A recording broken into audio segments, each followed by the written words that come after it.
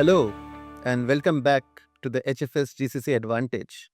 This is a series where we speak with GCC leaders and industry practitioners on how the GCC model is evolving and what needs to change as we move into a more AI led, software driven world.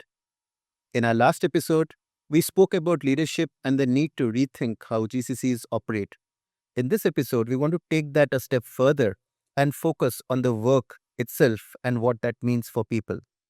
As AI starts to reshape how work gets done, GCCs are having to rethink roles, skills, and even career paths. The question is, how much of this is already happening on the ground and what needs to change faster? To talk about this, I have today Aparna Rao, Vice President and Managing Director, Head of Sencora Business Services Asia.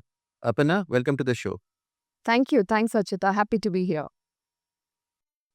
Great, Aparna. So, Aparna, you have been closely involved in building and scaling GCCs in the past, and now you're leading the one at Sencora. Can you briefly share your journey and how your perspectives on GCCs has evolved over time? Sure. Thank you for the question.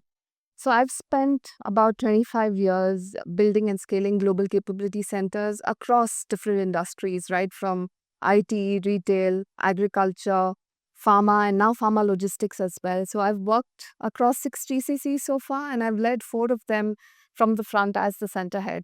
But more than roles or titles, what stayed constant is that I've always been drawn to building things up from the ground and building teams that people genuinely feel proud to be part of. And over time, I've had the opportunity to do multiple things, lead multi geography, multifunctional teams, set up global operations, set up global process ownerships, and also drive enterprise wide transformation. And that exposure has actually shaped how I see GCCs, not just as rigid structures, but actually evolving living systems that mature with the business. In many ways, I think my journey has mirrored how GCCs themselves has evolved. I think early on the focus has been very much on lift and shift, and then you standardize it, you improve efficiencies, and then you deliver at scale. So I was also very deeply anchored in that set as well. But as the ecosystem matured, I started to see that the most successful GCCs weren't just focused on delivery. They were building deep expertise, they were developing leadership, they were also influencing how work actually gets done. So, if I reflect on how my perspective has changed, Achuta, it comes to 3 shifts actually. One is from back office to business partner. The industry, the GCCs are no longer supporting business. The new models are where GCCs are totally embedded in the business, and that comes with a very different level of ownership. Second, from hiring talent to building leaders. I think earlier the mandate or the focus was to fill roles. Today, it's about developing people who can think globally, who can operate independently, and who can actually influence outcome. And third, I think from cost to impact. We've moved away from just focusing on savings only to asking if we're actually solving the right problems, if we're creating business value. So I think it's truly exciting. We're at this historic, this momentous time where India's GCCs are transforming into strategic hubs of global value creation.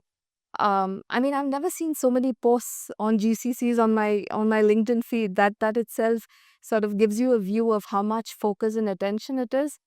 And with AI, the shift will only become much more sharper because I think execution will increasingly be automated. So, human in the loop, the business knowledge, the decision making skills, the judgment is where the real value is going to sit. Thank you, Aparna. That gives a great lens on how you are thinking about this today. In fact, as you mentioned, that your evolution, your career journey has kind of closely mirrored the GCC evolution in the past. And we at HFS believe that GCCs are entering into the generative enterprise phase. And many of the things that you mentioned are actually key factors in that stage. The next question is on the work itself. Aparna, as AI starts taking on more tasks, what actually changes in how works get done inside your GCC or any GCC? Can you give a couple of examples? I mean, what's actually happening now versus what was happening earlier? That's a great question. And I think the biggest shift that we're seeing in GCC is this. that work is now less organized around steps or tasks. It's now becoming increasingly organized around decisions. What work should humans do and what work should AI do?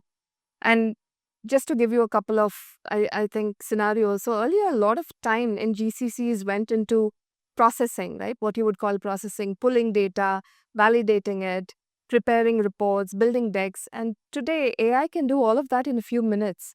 So what's really changed is not efficiency. It's the nature of the work itself. The expectations also from teams has changed.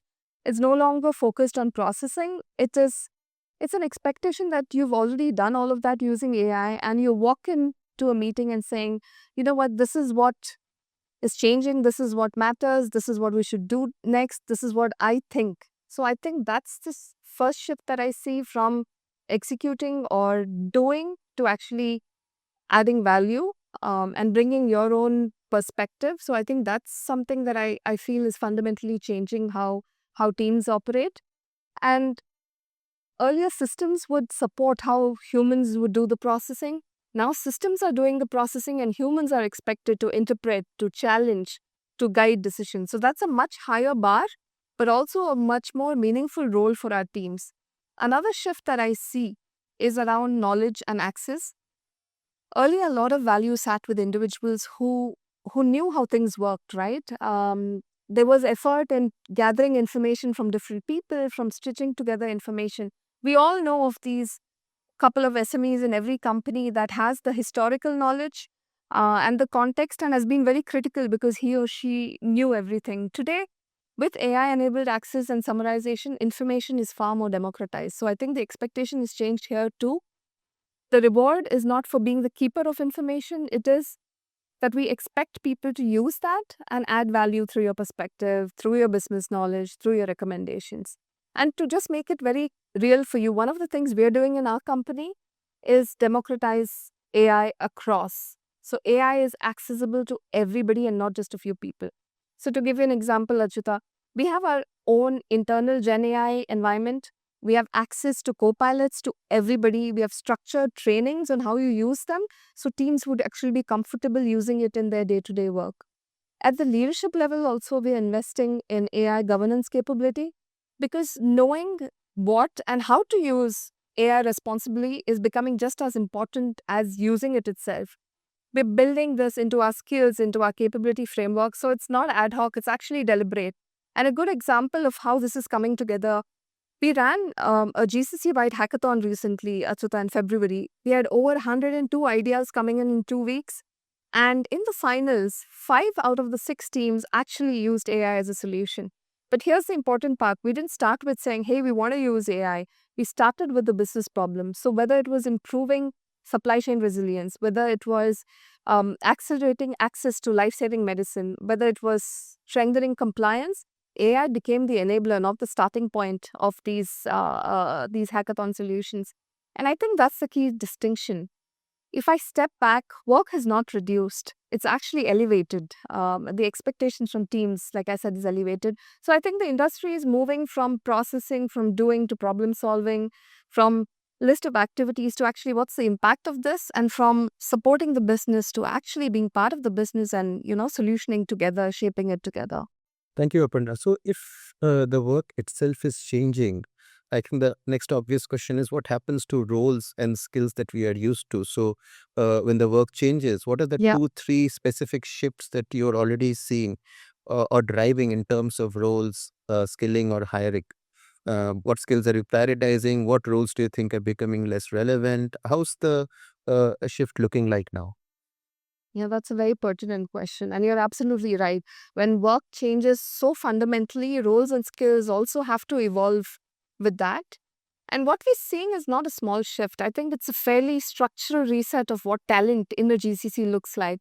So, to simplify it, I'll call out a few shifts. Like I mentioned, from processing to judgment, a lot of roles I think were designed around processing, right? You do these tasks. The measure of those tasks also were, if you think about it, turnaround time or accuracy. We've all seen those phases where targets were you do X number of things that you complete by this time and do it with so much accuracy. that is no longer relevant. With AI taking on most of the execution, the expectation from people is about interpretation, connecting dots across functions, recommending actions as well, and not just producing these outputs. So, analytical thinking, judgment, strong business knowledge have become far more critical. Second, from deep silos, moving towards the T shaped capability. Earlier, you could build a strong career by just staying in one function, going very deep in that one function, and that's no longer sufficient.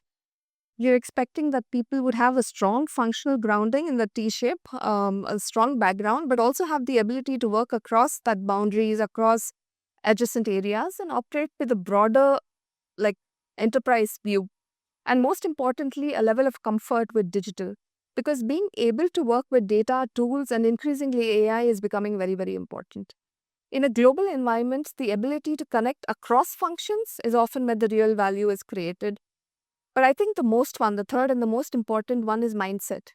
Because if you go back to the history, right, the GCC journey, GCC roles were progressed because you became better at the service you were providing. But that's no longer enough today. There's a stronger expectation around stakeholder management, around influencing skills, around the ability to influence, and also learning agility.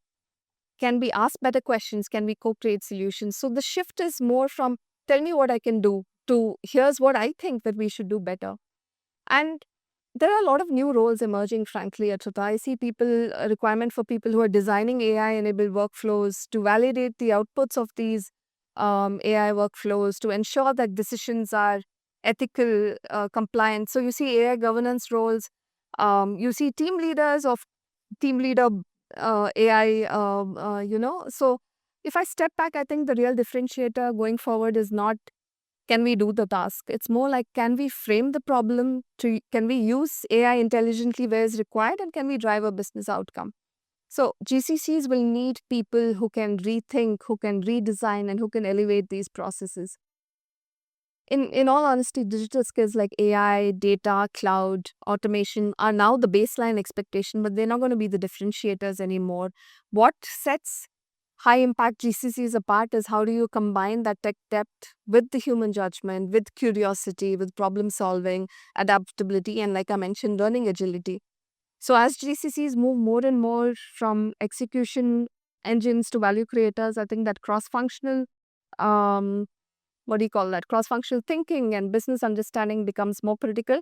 Leadership becomes much more critical. It's evolving too because AI can do all the work for you. They can crunch data, etc. But AI cannot inspire teams or build trust. So I think, in short, if AI is going to take care of all the routine work, then GCC talent should spend more time on innovation, should spend more time on insights, and more time on driving real business outcomes. Great, Aparna. So, context, understanding of, and being part of the organization purpose, objectives, businesses, challenges, I think those become far more important than just becoming functional domain experts, right? I think it also brings us to the practical side on what should people start doing differently. So, if in our audience we have GCC leaders, if I'm a GCC leader or an individual listening to this discussion, what are the 2 or 3 things I should start doing this quarter itself to stay relevant? So if you're listening to this and you feel like the pace is really overwhelming and there's a lot happening, you're not alone. I think most leaders, when we get together, also we're asking the same question: Are we moving fast enough? But if you reflect, I think that's actually not the right question. The better question is: Are we focusing on the right things? Because today, increasingly, it's not about speed; it's also about clarity and where we're focusing on. Um, Here's a few suggestions that I would recommend starting this quarter if you're new to it. One is start small, redesign work, but don't just automate it because I think a lot of organizations are still looking at AI to automate a few things. I think the better question is what should humans do? What human decisions can we elevate, and what should AI do? I think what needs to be done is to step back and look at work end to end and consciously strip out layers of reviews, manual work, unnecessary handoffs, and where processes are not optimal. And if AI can handle the processing, then humans should be focused on what humans do best. So I think that would be the first step. Um, and I think look at optimizing tasks to actually redesigning the whole process. That is a fundamental shift. The value is not in having AI or adopting it. The value is in making AI work for both the business and the end user simultaneously. I feel very strongly about this. If it does not improve speed or cost or outcomes to the end customer, for example, for patients, then we're just doing it for the sake of doing it. It's just noise. AI does not fix weak fundamentals, it actually amplifies them, right? So if your operating model, if your delivery model is not right, if it's broken, if talent is not engaged in this journey, if culture is not working, then AI just scales the dysfunction. It's not a magic wand that will solve all of these problems for us. So in short, GCCs that are really on top, who are staying relevant, are doing a couple of things differently. One, they're not looking at AI as an experiment or adding it on top of their process. They're actually embedding AI into core operations. They're also building capability and culture together, not just technology. They're ensuring that talent and change management, they actually evolve alongside technology. So they need, all three of them need to move together. They're also focusing on managing run the business processes to owning build the business product roadmap. GCCs today are not using AI tools built elsewhere. They're actually creating it themselves. And I think, focus on becoming the enterprise's AI factory and then redesign work, like I mentioned, around human AI operating model. These are a few things. The next thing I would say is I think there's a lot of noise around which tools to learn. There's a lot of investment in tools, but tools will change every 6 months. I know that's an exaggeration, but tools keep changing. So I think let's focus on investing in our people versus the tools. Um, because what will not change is the ability to ask the right questions, to interpret the outputs, and actually bringing that business knowledge. So I think we need to focus on some of these things, understand our businesses better, stakeholder influence. Can we do data storytelling better? Can we really have this critical thinking and analytical thinking focused on? Because some of these is what will be the differentiator in the future. And very importantly, I think focusing on the comfort of working with AI, not as a specialist, but at least the baseline comfort of working with AI, I think is going to be important. And if I were to start today, I would not try to transform everything. I would again start small. I would pick one, maybe two high impact workflows, redesign them end to end, embed AI in the core of how decisions get made, and I would build from there. So if I could leave you just with one thought, staying relevant in a GCC today is not about doing more with AI. It's being very clear on where humans add the most value, where AI adds the most value, and then designing everything else around that. Thank you, Apan. I think if organizations follow these guidelines, they will look very different. They will perform very differently. Just one quick last 10-second piece, and this is more at you personal. Aparna, what is the one thing that you are consciously investing more in and one thing that you have deprioritized for this shift? If I had to distill it down to one thing, I would say invest in people capability. Because I think somewhere we need to invest in human learning as much as we invest in machine learning.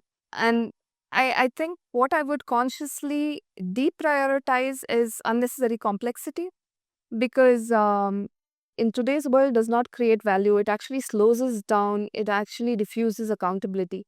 So removing steps that don't add value, and redesigning roles that are purely focused on execution to actually moving towards adding value. I think that's one thing. So simplify what machines can handle, double down on where humans can actually make a difference. I read this somewhere, Chita, and it really stuck with me. The winners in today's world will not be those who adopt AI the fastest. They'll be the ones who use it the most thoughtfully.